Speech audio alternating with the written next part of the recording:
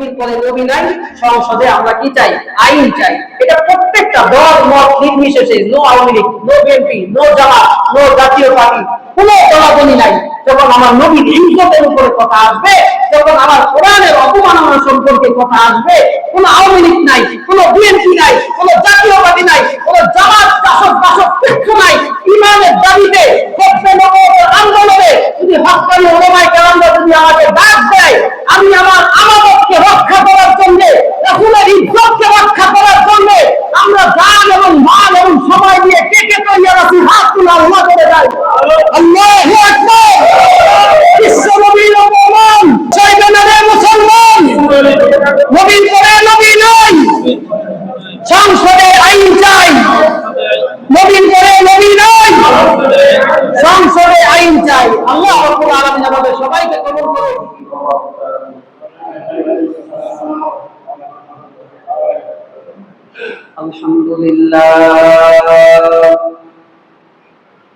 আলহামদুলিল্লাহ নাহমাদুহু ওয়া নাস্তাঈনুহু ওয়া নাস্তাগফিরুহু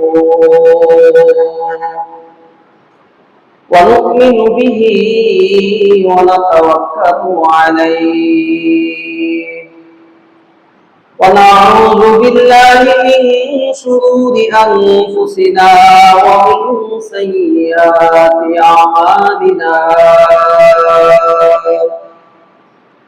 من يهده الله فلا مضل له ومن يضلله فلا هادي له ونشهد أن لا إله إلا الله وحده لا شريك له ونشهد أن سيدنا وسندنا وحبيبنا وحبيب ربنا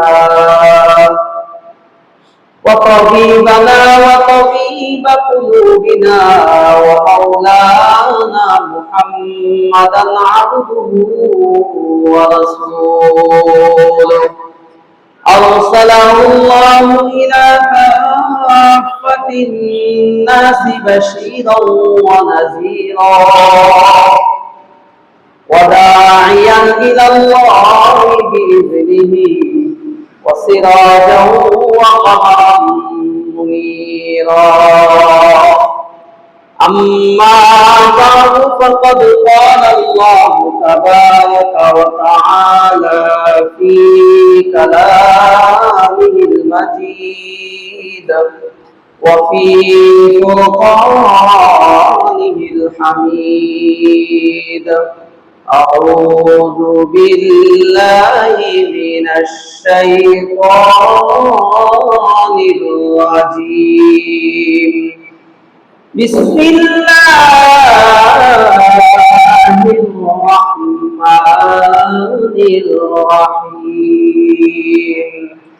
إن الله يأمركم أن تؤدوا الأمانات إلى أهلها وإذا حكمتم بين الناس أن تحكموا بالعدل إن الله نعم يعظكم به إن الله كان سميعا بصيرا. وقال تعالى يا أيها الذين آمنوا لا تخونوا الله والرسول وتخونوا أماناتكم وأنتم تعلمون. صدق الله مولانا العظيم وصدق رسوله النبي الكريم ونحن على ذلك من الشاهدين والشاكرين والحمد لله رب العالمين. وقال النبي صلى الله عليه وسلم لا إيمان لمن لا أمانة له ولا دين لمن لا عهد له.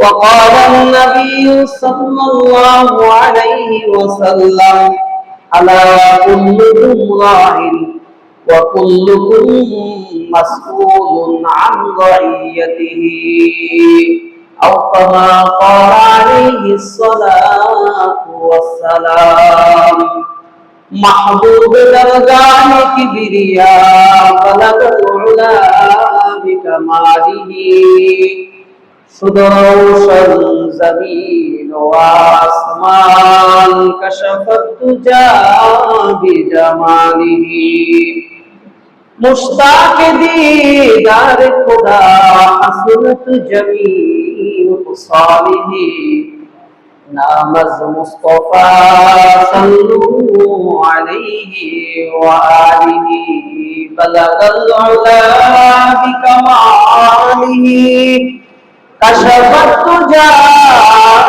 بجماله حسنت جميع خصاله صلوا عليه وآله সকলে নামাজের প্রবেশ শরীফ করি اللهم صل على محمد وعلى آل محمد كما صليت على إبراهيم وعلى آل إبراهيم إنك حميد مجيد اللهم بارك على محمد وعلى آل محمد كما باركت على إبراهيم وعلى آل إبراهيم إنك حميد مجيد الحمد لله মহান আল্লাহ রাব্বুল আলামিনের দরবারে অসংখ্য অগণিত শুকরিয়া যে আল্লাহ সুবহানাহু ওয়া তাআলা পবিত্র জুমার দিনে জুমার নামাজ আদায় করার উদ্দেশ্যে আপনাকে এবং আমাকে দুনিয়াবি বিভিন্ন কাজ থেকে ফারেক করে যে মহান আল্লাহ সুবহানাহু ওয়া তাআলা অত্যন্ত দয়া এবং মায়া করে তার ঘর তথা মসজিদ নামক স্থানে আগে আগে আসবার মতন বসবার মতন তৌফিক দান করেছেন। এই জন্য মালিকের দরবারে সকলে সমস্বরে মুহাব্বতের সহিত এক আওয়াজে শুকরিয়া আদায় করে বলি আলহামদুলিল্লাহ। আমরা দুনিয়াতে যত মানুষ আল্লাহ তাআলা প্রেরণ করেছেন প্রত্যেকটা মানুষই হচ্ছে আমানতদার মানুষ। সৃষ্টিগতভাবে আল্লাহ তাআলা আমানত দিয়ে পাঠানো হয়েছে। আল্লাহ রাসূল সাল্লাল্লাহু আলাইহি ওয়াসাল্লাম হাদিসের মাঝে বলেন আলা কুল্লুকুম রাইন ওয়া কুল্লুকুম মাসউলুন আন রাইয়াতিহি। আল্লাহ নবী বলেন যে তোমরা প্রত্যেকেই আমানতদার এবং তোমাদের আমানত সম্পর্কে আল্লাহ তাআলা তোমাদেরকে জিজ্ঞাসা করা হবে। অর্থাৎ কাল কিয়ামতের ময়দানে প্রত্যেকেই তার আমানতদারিতা সম্পর্কে জিজ্ঞাসিত হবে। এই জন্য প্রত্যেকটা মানুষ আমানতদার, আমানত রক্ষা করা এটা হলো আল্লাহ তাআলার আদেশ। আল্লাহ তাআলা সূরাতুন নিসার 58 নম্বর আয়াতের মধ্যে আল্লাহ তাআলা বলতেছেন, আমাদেরকে আদেশ করতেছেন, ইন্নাল্লাহা ইয়া'মুরুকুম আন তু'আদ্দুল আমানাতি ইলা আহলিহা وَإِذَا حَكَمْتُمْ بَيْنَ النَّاسِ أَن تَحْكُمُوا بِالْعَدْلِ। সূরাতুন নিসা 58 নম্বর আয়াতের মধ্যে আল্লাহ তাআলা দুইটা আদেশ করেছেন। এক নম্বর আদেশ হলো ইন্নাল্লাহ, নিশ্চয়ই আল্লাহ, ইয়া'মুরুকুম, তোমাদেরকে আদেশ করতেছে বা তোমাদেরকে আদেশ করেন, আন তু'আদ্দুল আমানাতি ইলা আহলিহা, তোমরা যেন পালকের প্রাপ্য দিয়ে দাও। তার মানে তোমরা পালকের প্রাপ্য দিয়ে দাও, অর্থাৎ আমানতদারিতা রক্ষা করো। এটা হলো একটা আল্লাহ তাআলার আদেশ। এরপরে আল্লাহ তাআলা বলতেছেন, ওয়াইজা হাকামতুম বাইনান নাস, যখন তোমরা মানুষের মধ্যে বিচার সালিশ করো, যখন তোমরা মানুষের মধ্যে মীমাংসা করে দাও, তখন আনতাহকুমু বিল আদল, তোমরা ইনসাফ ভিত্তিক বিচার করো, ইনসাফ ভিত্তিক শাসন করো। তাহলে এই দুইটা আদেশ আল্লাহ তাআলা সূরাতুন নিসা 58 নম্বর আয়াতে আল্লাহ তাআলা করেছেন। আল্লাহ তাআলা যে আদেশ করেছেন, মুহাদ্দিসগণ, মুফাসসিরগণ, বড় বড় আইম্মাইগণ তারা বলেন যে আল্লাহ তাআলা যে এখানে আদেশ করেছেন আমানত সম্পর্কে, তোমাদেরকে যে আদেশ করলেন এই আমানত রক্ষা করা এটা ফরজ। এটা কি ফরজ? ফরজ। নামাজ যেমন ফরজ, রমজান মাসে রোজা রাখা যেমন ফরজ, সম্পদ হইলে যাকাত দেওয়া যেমন ফরজ, সম্পদ থাকলে আল্লাহর ঘর জিয়ারত করা, হজ বাইতুল্লাহ করা যেমন ফরজ, বিবিকে পর্দায় রাখা যেমন ফরজ, নিজের চোখের দৃষ্টিকে হেফাজত করে চলাফেরা করাও এটা ফরজ। আল্লাহ তাআলা যত হুকুম আহকাম করেছেন তার মধ্যে এটাও একটা হুকুম। ইন্নাল্লাহা ইয়া'মুরুকুম আন তু'আদ্দুল আমানাত, বান্দা হে তোমাদেরকে আদেশ করা হইলো তোমাদের রবের পক্ষ থেকে, আন তু'আদ্দুল আমানাতি ইলা আহলিহা, তোমরা পারস্পরিক তোমাদের যে আমানত আছে ওই আমানত রক্ষা করো। আল্লাহ তাআলার যেহেতু আদেশ, এই জন্য আমানতের আমানতদারিতা রক্ষা করা ফরজ। সুবহানাল্লাহ, এটা ফরজ। এটা আমাদের মামুলি ব্যাপার মনে হয়, কিন্তু রাখলো কিছু আমানত, এই আমানত দিলে দিলাম, না দিলে না দিলাম, এটা একটা ফরজ বিধান। তো আমানতের সংজ্ঞা এবং আমানতের গুরুত্ব সম্পর্কে গত সপ্তাহে আলোচনা করেছি। আমানতের সংজ্ঞা কি সেটা আমি বলেছি, এবং আমানতের গুরুত্ব সম্পর্কে 7টা পয়েন্টে আমি কথা বলেছি। আজকে আমরা আলোচনা শুনবো যে আমানত কত প্রকার। আমানত এটা একটা ব্যাপক জিনিস।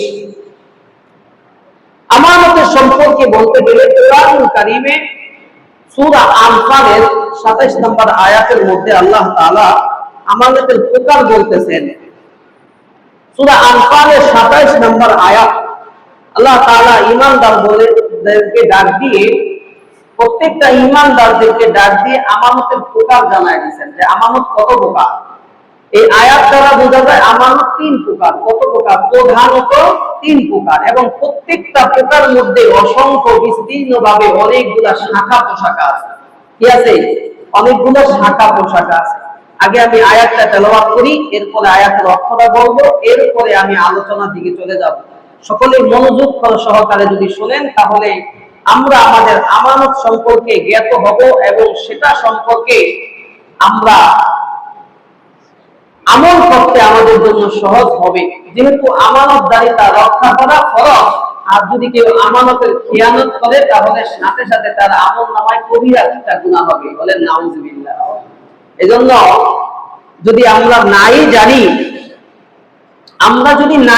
কোনটা আমানত আর কোনটা খিয়ানত, তাহলে আমাদের আমল করা সহজ হবে না, আমাদের আমল করা কঠিন হয়ে যাবে। এজন্য সূরাতুল আনফালের মধ্যে আল্লাহ তাআলা প্রধানত 3টি আমানতের কথা বলেছেন। কয়টি? সবাই আওয়াজ করে বলেন কয়টি? হ্যাঁ, আওয়াজ করলে মনে করবো না ওয়াজ শুনতেছেন, না দেখো ঘুমাইতে আইছেন, না কি করতে আইছেন, একটু বলে আমার আর পাবেন না, একটু বলে বয়ান হবে না। অল্প সময় বয়ান হয়, খুব চাক্কা পয়েন্টে কিছু কথা বলে শেষ করে দিব। তো বলতেছিলাম সূরা আনফালের 27 নম্বর আয়াতের মধ্যে আল্লাহ তাআলা 3টি প্রধানত আমানতের কথা বলেছেন। আল্লাহ তাআলা কি 3টি আদেশ করেছেন বা 3টি আমানতের প্রকার ভেদ বলেছেন সেটা আমি তেলাওয়াত করে শোনাই। আল্লাহ তাআলা কুরআনুল কারীমে সূরা আনফালের 27 নম্বর আয়াতে বলেন, ইয়া আইয়ুহাল্লাযীনা আমানু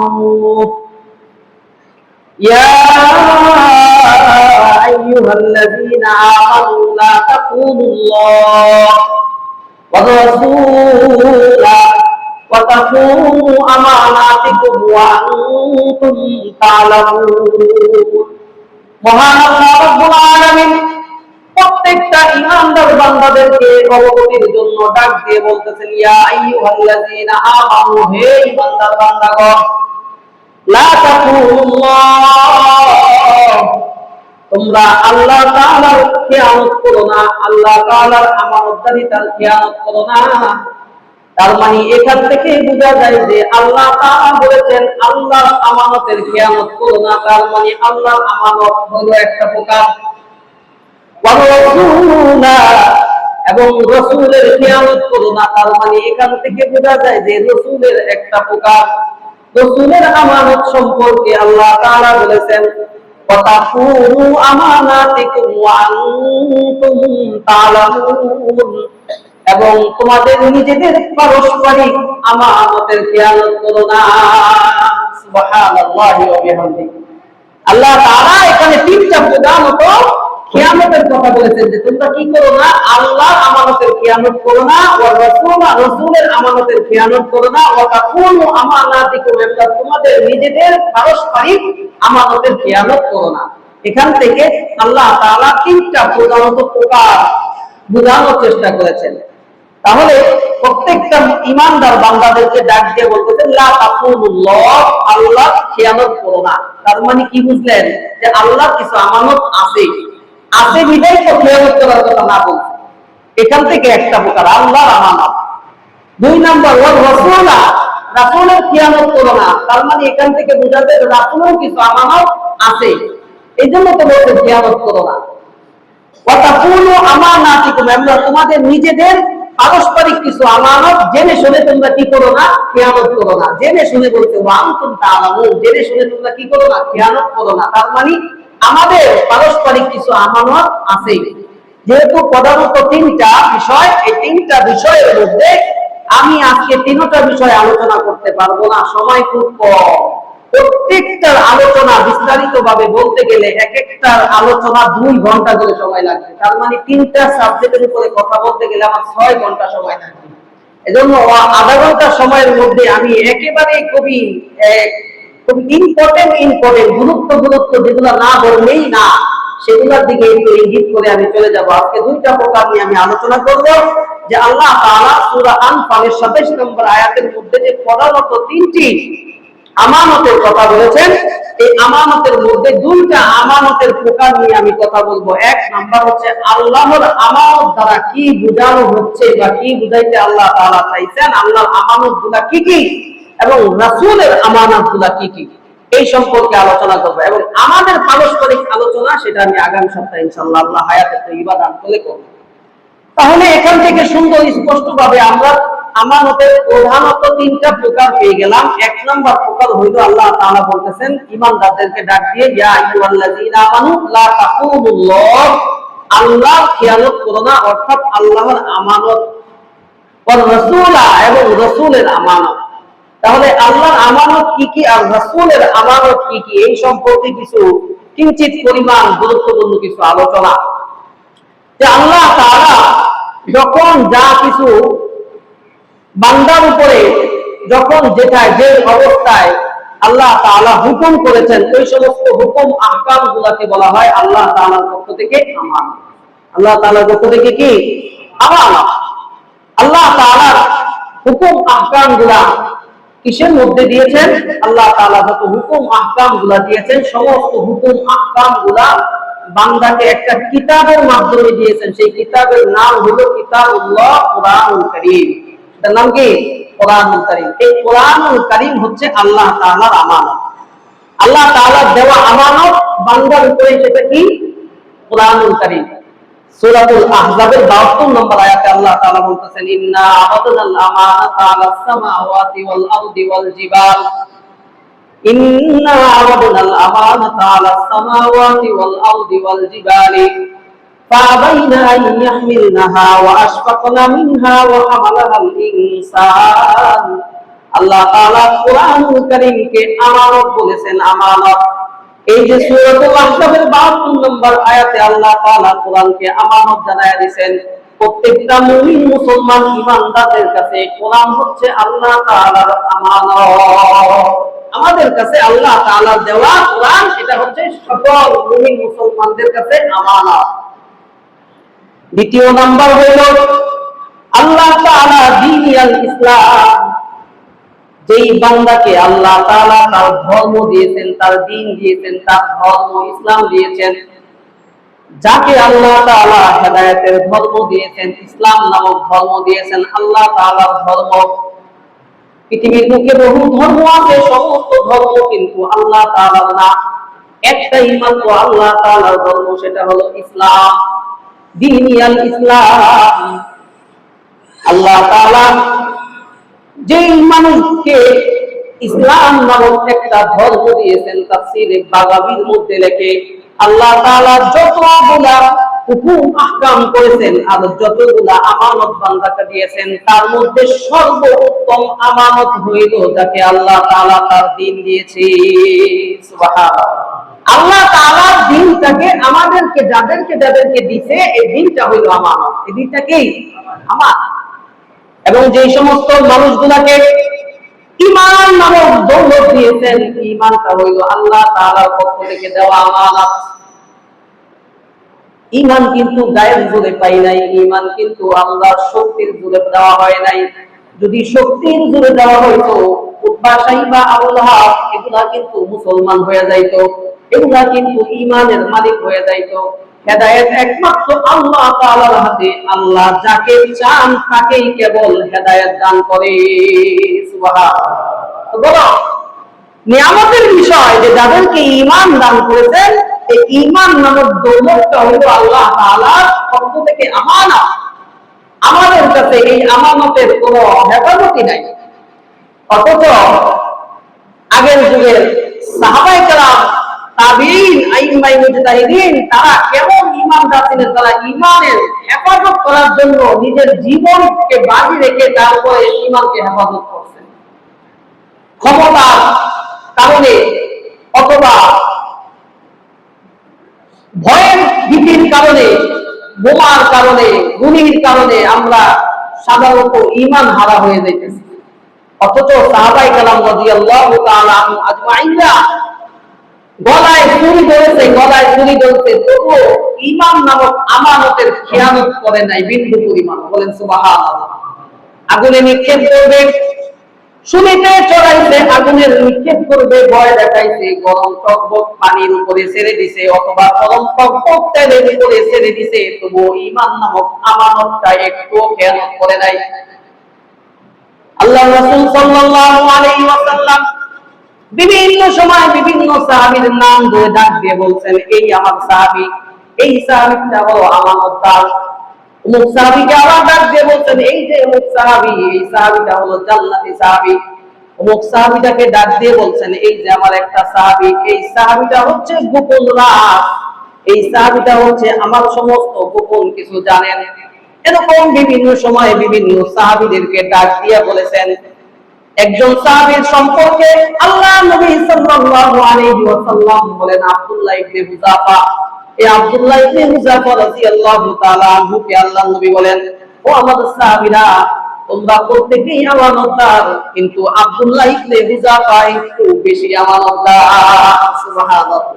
আল্লাহ নবীর ইন্তেকালের পরে হযরত ওমরের খলিফা কারণ জামানায় খলিফাতুল মুসলিমিন হযরত ওমর রাদিয়াল্লাহু তাআলা আনহু, তার জামানার সময় এই আব্দুল্লাহ ইবনে হুযাফা রাদিয়াল্লাহু তাআলা আনহুকে তার নিজের ছেলের সাথে আরো তাবিঈদের সাথে সাহাবী এবং তাবিঈদের একটা জামাত করে দিয়েছেন হযরত ওমর রাদিয়াল্লাহু তাআলা আনহু। আব্দুল্লাহ ইবনে ওমর তার মধ্যে ছিলেন। 300 সাহাবী এবং তাবিঈদের একটা দল রোম রাজ্যের মধ্যে পাঠায়া দিয়েছে যে যাও। হযরত ওমর রাদিয়াল্লাহু তাআলা আনহু বলেন যে, আরে আব্দুল্লাহ ইবনে হুযাফা, যাও আমার ছেলেকে সহকারে নিয়ে 300 জনের কাফেলা নিয়ে রোম রাজ্যের সম্রাটের কাছে যাও, তোমরা তাবলীগ করতে যাও। তাবলীগে পাঠিয়ে দিয়েছে। আজকালকার ইসলাম প্রচার করার জন্য আমরা অনেকেই বাবা মা হয়েছে, কিন্তু তাবলীগে যাওয়ার জন্য নিজের ছেলেটাকে প্রস্তুত করে দেই না। অথচ হযরত ওমর রাদিয়াল্লাহু তাআলা আনহু নিজের সন্তানকে 300 জনের কাফেলা বানাইয়া হযরত আব্দুল্লাহর সাথে সেনাপতিতে দায়িত্ব দিয়ে পাঠানো হয়েছে, রোম রাজ্যে চলে যাও। রোম রাজ্যে যে আল্লাহর তাবলীগ করো, আল্লাহর দাওয়াত দাও, একাত্মবাদের দাওয়াত দাও। রোম রাজ্যের বাদশা ছিলেন একজন খ্রিস্টান, এবং তাদের অধিবাসী যারাও ছিলেন তারাও ছিলেন খ্রিস্টান, এবং অন্যান্য ইহুদি মুশরিকরাও ছিলেন। হযরত আব্দুল্লাহ ইবনে হুযাফা রাদিয়াল্লাহু তাআলা আনহু যখন সেখানে গিয়ে দাওয়াত দিতেছিলেন, রোম রাজ্যের বাদশার গোয়েন্দা বাহিনী তাকে আটক করে ফেললো। আটক করে তাকে জেলখানার মধ্যে বন্দী করলো। এখন সালিশ হইল, বিচার সালিশের সময় হযরতে আব্দুল্লাহকে তার দাদার সামনে বাদশার সামনে আইসা হাজির করছে, শুনিতে চলাইছে আর বলতেছে, বাদশা হে, এই যে যাকে দেখতেছেন এনার নাম হইল আব্দুল্লাহ ইবনে হুযাফা, ইনি হচ্ছেন মুহাম্মদুর রাসূলুল্লাহ সাল্লাল্লাহু আলাইহি ওয়াসাল্লামের একজন সাহাবা। সুবহানাল্লাহ। দেখেন তার ঈমানটা নিতে পারেন নাকি? যদি তার ঈমানটা যদি নিতে পারেন, তাহলে তাকে যদি বলতে পারেন যে আমাদের ধর্মে তোমরা এসে যাও, তাহলে কতই না ভালো হয়, তাহলে আমাদের ধর্মে সে এসে যাবে। বাদশা এই কথা শুনে মুস্কি মুস্কি হাসি দিয়ে আব্দুল্লাহকে ডাক দিয়ে বলেন, আব্দুল্লাহ রে, আমার সম্পদ তোমাকে অর্ধেক পরিমাণ আমার রাজত্ব তোমাকে দিয়ে দিব, তুমি একটু আমাদের ধর্মে এসে যাও। হযরতে আব্দুল্লাহ ডাক দিয়ে বলেন বাদশাকে, বাদশা হে, তুমি তো বলেছো তোমার অর্ধেক সম্রাটের রাজ্য আমাকে দিয়ে দিবা।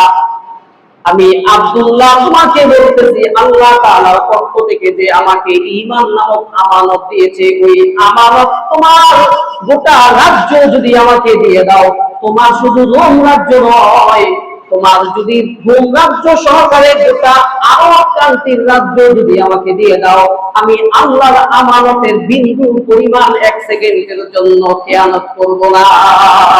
সুবহানাল্লাহ।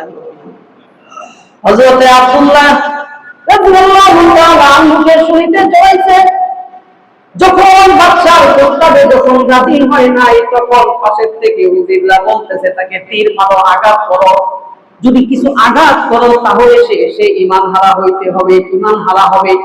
একটু যদি আঘাত না করা হয় তাহলে সে তো নড়চড় করবে না। এই জন্য তাকে তীরান্দাজ বাহিনী তীর মারছে, আঘাত করতেছে, চাবুক দিয়ে আঘাত করতেছে, তীরান্দাজ বাহিনী তীর মারতেছে। তীর খাওয়ার ফলেও তিনি এই একই কথা বলতেছেন, আল্লাহ তাআলার পক্ষ থেকে যে আমানত আমাকে দেয়া হয়েছে ওইটার থেকে বিন্দু পরিমাণে আমি সরব না।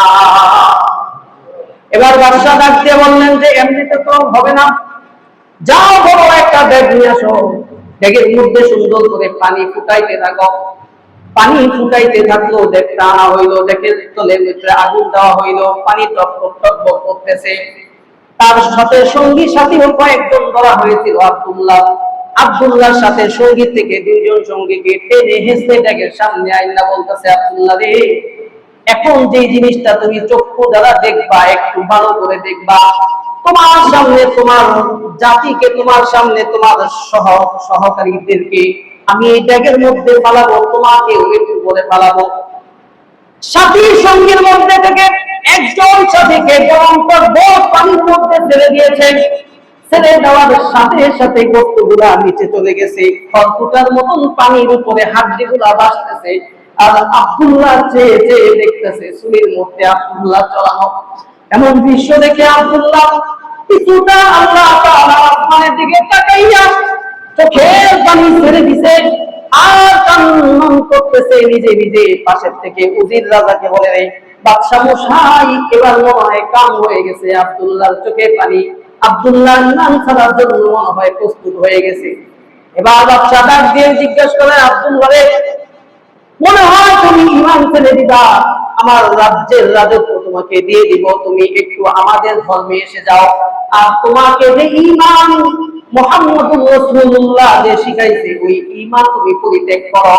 হযরতে আব্দুল্লাহ ইবনে হুযাফা রাদিয়াল্লাহু তাআলা আনহু বাদশার দিকে তাকায়া বললেন, বাদশা রে, আমি তোমার মৃত্যুর কারণে ক্রন্দন করতেছি না, আমি কি কারণে ক্রন্দন করতেছি? আফসোসের কারণে ক্রন্দন করতেছি। বলে, কি আফসোস রে, কি আফসোস? এই জন্য আফসোস করতেছি, আল্লাহ রাব্বুল আলামিন আমাকে মাত্র একটা বস্তু দিয়েছে, একটা মাত্র একটা জান। আমি আব্দুল্লাহর ভিতরে আল্লাহ রাব্বুল আলামিন একটা জান দিয়েছে। আল্লাহ রাব্বুল আলামিন যদি আমার মাথার মধ্যে যতগুলা চুল আছে প্রত্যেকটা চুল পরিমাণ যদি জান দিত, আমার শরীরের মধ্যে যতটা পশম আছে প্রত্যেকটা পশমের গোড়া দিয়ে, যেরকম পশমের গোড়া দিয়ে গাম বের হয়, প্রত্যেকটা পশম অনুযায়ী যদি আল্লাহ তাআলা আমার ভিতরে জান দিত, আমি সমস্ত জানগুলা ওই ব্যাগের মধ্যে দিয়ে শহীদ হয়ে যাইতাম, তবু আমি ঈমান নামক দৌলত এক মুহূর্তের জন্য খেয়ানত করতাম না। বাদশাহ ডাক দিয়ে বলেন, আব্দুল্লাহ, কেন যে এতগুলো জান দিবি? যদি এতগুলা জান তোর রব তোকে যদি দিত, আর সমস্ত জানগুলা যদি তুই ব্যাগের মধ্যে বিলীন করে দিতি, কেন্দ্রে তুই বিলীন করে দিতি, গালেবান হযরতে আব্দুল্লাহ আল্লাহ রাব্বুল আলামিন কোরআনের একটা আয়াত তেলাওয়াত করে বলেন, ইন্নাল্লাযীনা ক্বালু রাব্বুনাল্লাহ। হযরতে আব্দুল্লাহ বলেন, ইন্নাল্লাযীনা ক্বালু রাব্বুনাল্লাহ সুম্মা ইসতাকামু তাতানাজ্জালু আলাইহিমুল মালায়েকাতু আল্লা তাখাফু ওয়া লা তাহজানু وأبشروا بالجنة التي كنتم توعدون। হযরতে আব্দুল্লাহ বলে, কেন কেন জানুনি, কেন জানুনি?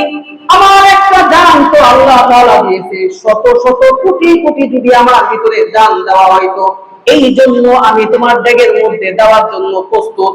কারণ হইল আমার আল্লাহ কোরআনুল কারীমে ওয়াদা করেছেন, ইন্নাল্লাযীনা ক্বালু রাব্বুনাল্লাহ, যারা মৃত্যু পর্যন্ত তাদের ঈমানের মধ্যে ইস্তেকামাত থাকবে, দৃঢ় অবস্থায় থাকবে, আল্লাহ রাব্বুল আলামিন ওয়াদা করেছেন, সুম্মাস্তাকামু তাতানাজ্জালু আলাইহিমুল মালায়েকা, আসমান থেকে ওই সমস্ত বান্দাদেরকে স্বাগতম স্বাগতম আহলান সাহলান বলে একটা জামাত বের হবে।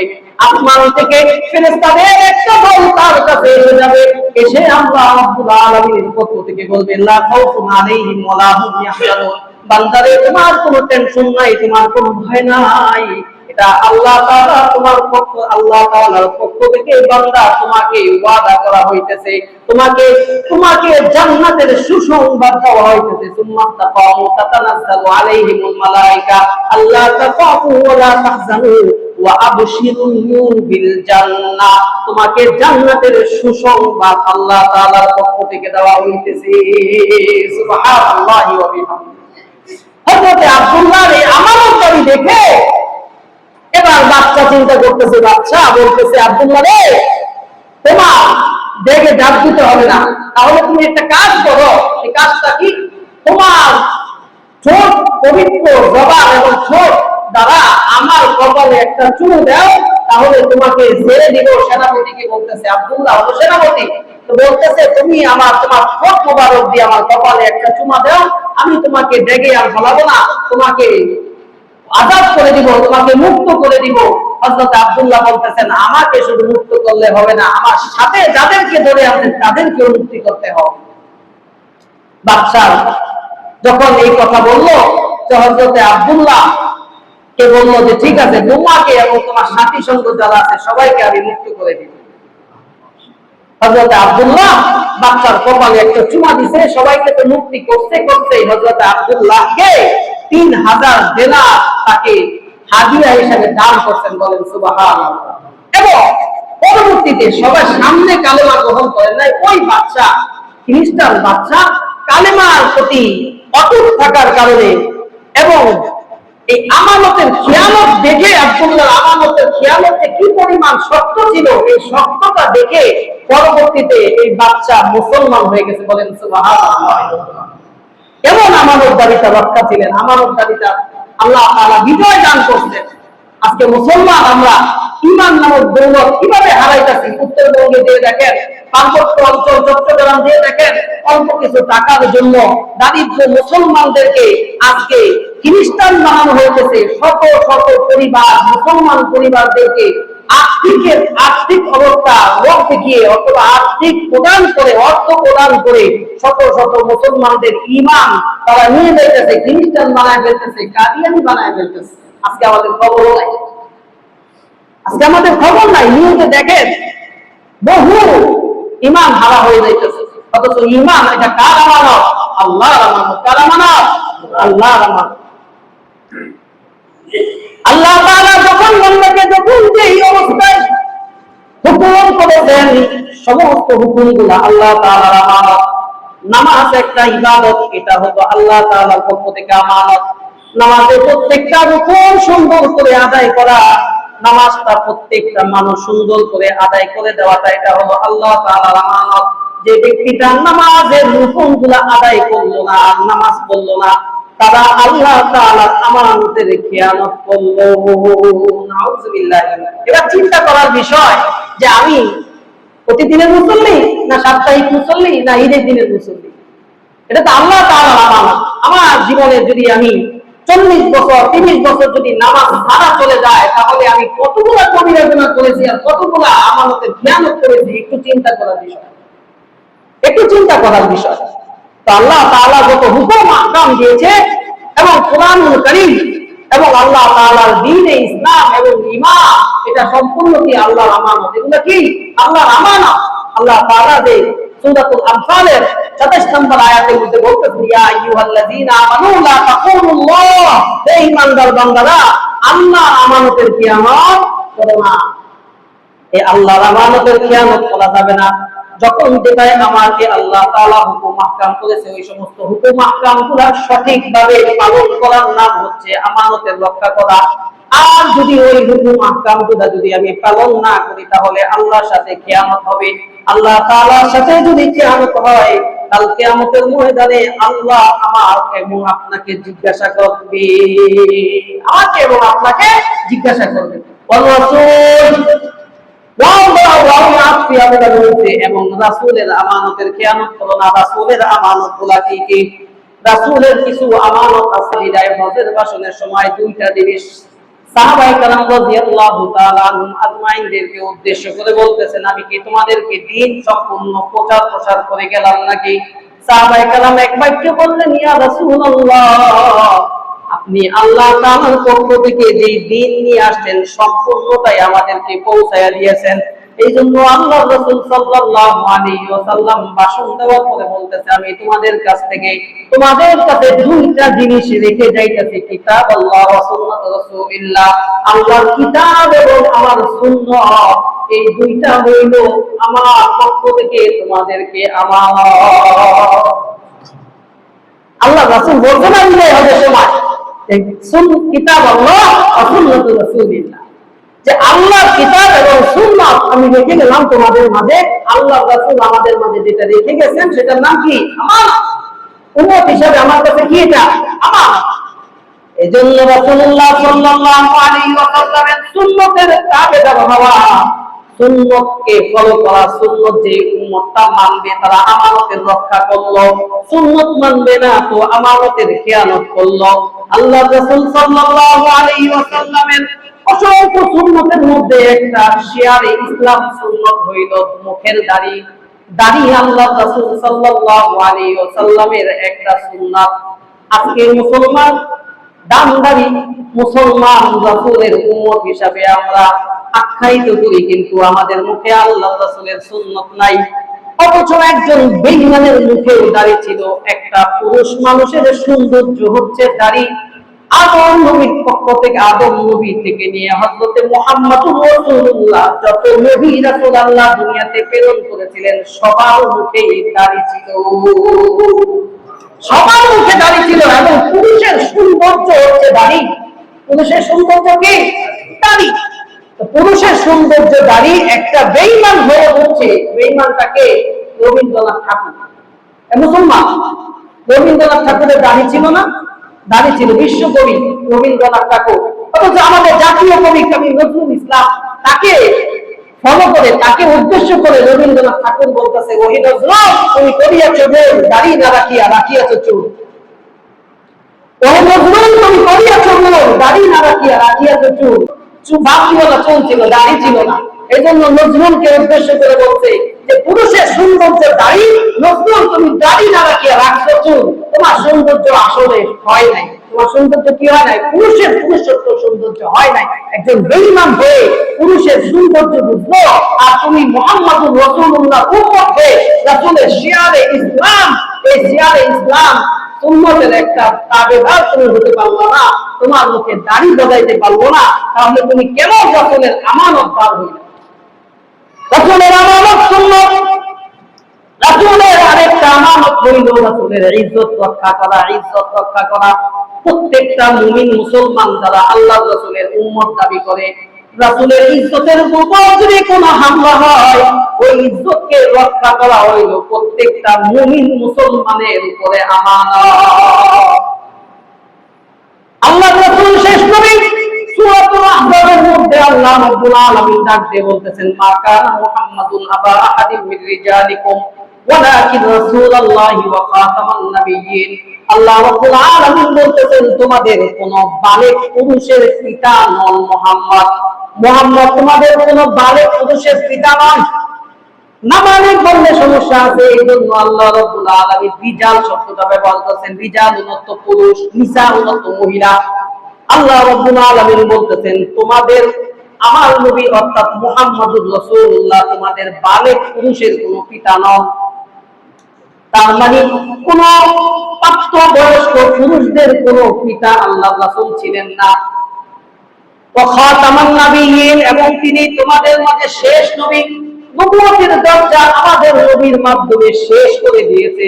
আল্লাহর নবী সাল্লাল্লাহু আলাইহি ওয়াসাল্লাম হাদিসের মাঝে বর্ণনা করে বলেন আমার ইন্তেকালের পর 30 জন মিথ্যাবাদী দুনিয়াতে আবির্ভাব বের হবে। তারা নিজেরা দাবি করবে আমরা শেষ নবী। নাউযুবিল্লাহি মিন যালিক। আল্লাহ তাআলা রাসূল আজ থেকে 1450 বছর আগে বলে গেছেন যে আমার শহরে 30 জন মিথ্যুক বের হবে। মিথ্যুক যারা কি বলবে যে আমি নবী, যারা নবী দাবি করবে তারা সম্পূর্ণ মিথ্যুক। তারা কি মিথ্যুক, ধোঁকাবাজ। সেরকম আল্লাহ রাসূল সাল্লাল্লাহু আলাইহি ওয়াসাল্লামের ইন্তেকালের পরে এরকম 2 জন নবী দাবিদার করেছিলেন। 2 জন নবী তারা অন্য অঞ্চলের নবী দাবি করতে যে আমরা শেষ নবী, মুহাম্মদুর রাসূলুল্লাহ শেষ নবী নয়। অথচ সূরা আহজাবে আল্লাহ তাআলা বলছেন যে তিনি শেষ নবী। তো তারা যখন দাবি করছে 1400 সাহাবী এবং তাবেঈন মিলে তাদের সাথে যুদ্ধ করেছে। ওই যুদ্ধের মধ্যে 700 সাহাবী ইন্তেকাল করতে, তার মধ্যে অধিকাংশই হাফেজে কোরআন। তার মধ্যে কি অধিকাংশই হাফেজে কোরআন। 1400 সাহাবীরা কি করতে যুদ্ধ করতে, তার মধ্যে 700 সাহাবী শহীদ হয়ে গেছে। 700 সাহাবী কেন? নবীর ইজ্জত রক্ষা করার জন্য। ইজ্জতটা কি আমানত। রাসূলের ইজ্জত কি আমানত। আজকে শত বছর পরে এসে 1840 খ্রিস্টাব্দে পাঞ্জাবের একজন লোক তিনি গুরুদাসপুর এলাকায় তিনি নবী দাবি করে বসেছেন। কি দাবি করে বসেছেন? নবী দাবি করে বসেছেন। বর্তমানে পাঞ্জাব এলাকাটা হচ্ছে পাকিস্তানে, আগে ছিল ভারতে। আগে ছিল কোথায়? ভারত, পাকিস্তান, এই যে বাংলাদেশ, এসব একটাই ছিল না? একটাই ছিল। এই যে পাকিস্তানের মধ্যে এরকম কি করা হয়েছিল, একজন নবী দাবিদার করছিল, তার নাম হলো মির্জা গোলাম আহমদ কাদিয়ানী। কাদিয়ান নামক এক স্থানে তিনি কি করেছেন? জন্মগ্রহণ করেছেন। তার জন্ম হইল 1839 থেকে 1840 খ্রিস্টাব্দে। তার ইন্তেকাল হয়েছে 1908 খ্রিস্টাব্দে। এই যে তিনি নিজেকে শেষ নবী হিসাবে দাবি করতেন, আবার তিনি এটাও দাবি করতেন যে আমি ঈসা আলাইহিস সালাম মসিহ। আমি কি মসিহ মাউউদ। তো মসিহ মাউউদ এটাও তিনি দাবি করতেন যে আমি হযরত ঈসা এবং আমি সর্বশেষ নবী। বলেন নাউযুবিল্লাহি মিন যালিক। আর আওয়াজ করে বলেন নাউযুবিল্লাহি মিন যালিক। যদি এই জামানায় এসে যদি কেউ বলে যে নবীর পরে আমি নবী, তাহলে আল্লাহ রাসূলের হাদিস বলে যে সে 1 নাম্বার মিথ্যুক। 1 নাম্বার কি? কাযযাব। 1 নাম্বার মিথ্যুক, কাযযাব। সে যে নবী না, এটা সবচাইতে বড় প্রমাণ হলো তার নাম। সবচাইতে বড় প্রমাণ কি? তার নাম। শুনলে আশ্চর্য হয়ে যাবে। সেটা হলো হযরত আদম আলাইহিস সালাম থেকে নিয়ে আমাদের নবী মুহাম্মদুর রাসূলুল্লাহ সাল্লাল্লাহু আলাইহি সাল্লাম পর্যন্ত যত নবী আল্লাহ তাআলা ধারার মধ্যে প্রেরণ করেছেন, সমস্ত নবী হইল মুফরাদ। আলেম ওলামারা বলছেন মুফরাদ, মুরাক্কাব নয়। আপনাদের সাধারণ মানুষ বোঝানোর জন্য আমি বলতেছি, সমস্ত নবীদের নাম হলো একক। একক নাম কি নাম? একক। বহু নাম বহু, জমা জমা, এটা কি বলে? বহুবচন। বহুবচন, এক বচন, বহুবচন। সমস্ত নবীদের নাম হলো এক বচন। এক বচন চিনেন তো? একক। এক বচন কি? হযরত আদম একক, ঈসা একক, নূহ একক, সুলাইমান একক নাম, ইসমাইল, ইসহাক, ইয়াকুব, যত নবীর নাম তোমরা শুনেছ সমস্ত নবীর নাম হইল একক। কিন্তু মির্জা গোলাম আহমদ এটা হইল বহুবচন। এটা দেখি বহুবচন। আহমদ, মির্জা গোলাম আহমদ কাদিয়ানী, তার মানে অনেকগুলো নাম হইল না? অনেকগুলো নাম হইলে কি হইল? বহুবচন হইল না? তাহলে এই নাম দ্বারাই প্রমাণ হইল যে সে কি না? নবী না। আল্লাহ তাআলা যত নবী রাসূল পাঠাইছে সমস্ত নবীর নাম একক, কিন্তু তার নাম হলো একক নয়। তার মানে নাম থেকেই বোঝা গেল। এবং তাদের আকীদা হইল যে আল্লাহ রাসূল যেহেতু শেষ নবী নয়, আমাদের গোলাম মুহাম্মদ যেহেতু শেষ নবী, এই জন্য সূরা আহজাবের 40 নম্বর আয়াতকে তারা অস্বীকার করলো। এটার মাধ্যমে কি করলো? সূরা আহজাবের 40 নম্বর আয়াত, কোরআনুল কারীমের একটা আয়াত প্রতিরোধ করা, একটা আয়াতের অংশ যদি কেউ অমান্য করে, না মানে, তাহলে সরাসরি সে কি? কাফের। সরাসরি কি? কাফের। এটা হলো 2 নাম্বার। 3 নাম্বার হচ্ছে তাদের আকীদা হযরত ঈসা আলাইহিস সালাতু ওয়াস সালাম মৃত। তিনি কি? তিনি মৃত। হ্যাঁ, আমাদের আকীদা হলো ঈসা আলাইহিস সালাম আসবেন। আল্লাহ রাসূল বলেন, আমার খাতামুন নবিয়্যিন লা নাবিয়্যা বাদি, আমার পরে কোনো নবী হবে না, নবী আসবে না বলে নাই আল্লাহ রাসূল। হাদিসে মধ্যে বলছে আনা খাতামুন নবিয়্যিন, আমার পরে কোনো নবী হবে না, এটা বলছে। নবী আসবে না এটা বলে নাই, যে আমার পরে কোনো নবুয়তি নিয়ে কোনো নবী আসবে না, বা নবুয়তি নিয়ে কোনো নবী হবে না। তার মানে নবুয়তি শেষ, নবুয়তির দরজা আমাদের রাসূল পর্যন্ত শেষ। হ্যাঁ, হযরত ঈসা আলাইহিস সালাম আসবে তার নিজের কারণে, তার কিসের কারণে? তার তো ইন্তেকাল হয় নাই, তার ইন্তেকালের জন্য সে দুনিয়াতে আসবে। তার তো মওত দরকার। তার কি দরকার? কারণ মওত ছাড়া জান্নাতে যাওয়া যাবে না, মওত ছাড়া কি করা যাবে না? জান্নাতে যাওয়া যাবে না। এজন্য তার নিজের দরকারে সে আসবে। সে কিতাব নিয়ে আসবে না, নবীর রিসালাত নিয়ে আসবে না, তিনি আসবেন। কিন্তু তাদের আকীদা তারা মৃত। হযরত মুহাম্মদ সাল্লাল্লাহু আলাইহি ওয়াসাল্লাম 2 বার জন্মগ্রহণ করেছেন। তাদের আকীদা কি? মুহাম্মদ 2 বার জন্মগ্রহণ করেছেন। একবার হলো আরবে জন্মগ্রহণ করেছেন মক্কায়, তার নাম হলো আব্দুল্লাহ ছেলে মুহাম্মদ। আর আরেকবার তিনি জন্মগ্রহণ করেছেন ছায়ারূপে, তিনি হলেন গোলাম আহমদ কাদিয়ানী। বলতেছেন আমি যে কাদিয়ানী গোলাম আহমদ, আমার রূপে মুহাম্মদ সাল্লাল্লাহু আলাইহি ওয়াসাল্লাম, আমার রূপে কি হয়েছে? নাউযুবিল্লাহি মিন যালিক। এটা হলো তাদের। এবং তাদের আরেকটা আকীদা, মারাত্মক আকীদা, সেটা হলো আল্লাহ রোজাও রাখেন, নামাজও করেন।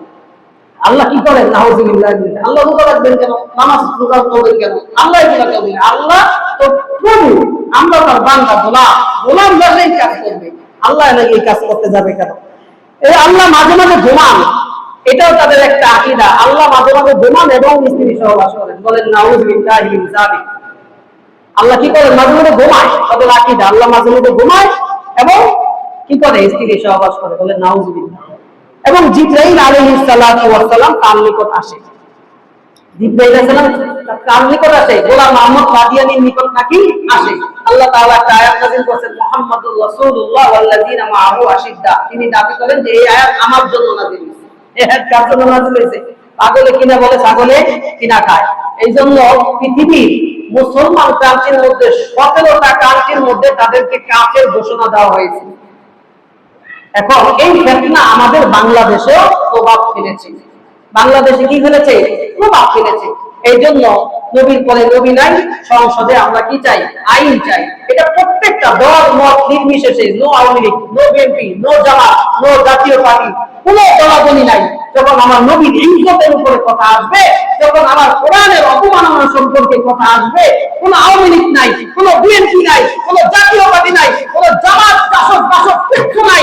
ইমানের দাবিতে আন্দোলনে যদি হক্কানি ওলামায়ে কেরামরা যদি আমাকে ডাক দেয়, আমি আমার আমানতকে রক্ষা করার জন্য, রাসূলের ইজ্জতকে রক্ষা করার জন্য আমরা জান এবং মাল এবং সময় দিয়ে কেটে তৈরি আছি। হাত তুলে আল্লাহ করে যাই। আল্লাহু আকবার। বিশ্বনবীর অপমান সইবে না রে মুসলমান, সইবে নবীর মুসলমান, সইবে না রে মুসলমান। নবীর পরে নবী নাই, সংসদে আইন চাই। নবীর পরে নবী নাই, সংসদে আইন চাই। আল্লাহ রাব্বুল আলামিন আমাদের সবাইকে কবুল করুন। মধুপুর বিশ্বাস হুজুর আমাদের রাহবার হিসাবে খতমে নবুয়ত আন্দোলনের ডাক দিয়েছেন সহরাদি উদ্যান এই মাসের 15 তারিখে। 15 তারিখ সকাল 9টা থেকে আসর পর্যন্ত আমরা সকলে সেখানে যান এবং মাল দিয়া তৈয়ার থাকবো তো ইনশাআল্লাহ। তৈয়ার থাকবো। পোস্টার লাগানো হয়েছে, সকলে পোস্টার দেখবেন। ভারত থেকে মেহমান আসবে, পাকিস্তান থেকে মেহমান আসবে, সৌদি থেকে মেহমান আসবে। সেখানে বড় বড় ওলামায়ে কেরাম, যত হক্কানি ওলামায়ে কেরাম আছে, সমস্ত হক্কানি ওলামায়ে কেরাম রাসূলের ইজ্জতের আমানত রক্ষা করার জন্য ডাক দিয়েছে। এই জন্য দল মত নির্বিশেষে সকলকে যারাই রাসূলের উম্মত হিসাবে দাবি করব, তারা আমরা সকলেই সেখানে যাওয়াটা ঈমানের দায়িত্ব। যাবো ইনশাআল্লাহ। আল্লাহ তাআলা আমাদের রাসূলের আমানতগুলোকে হেফাজত করার তৌফিক দান করুন। আল্লাহ তাআলার আমানতগুলোকে পুঙ্খানুপুঙ্খানু আদায় করার তৌফিক দান করুন। ওয়া আখিরু দাওয়ানা আলহামদুলিল্লাহি রাব্বিল আলামিন। যে সমস্ত ভাইরা সুন্নাত করতে পারেন মেহেরবানি করে 4 রাকাত সুন্নাত আদায় করে দিন।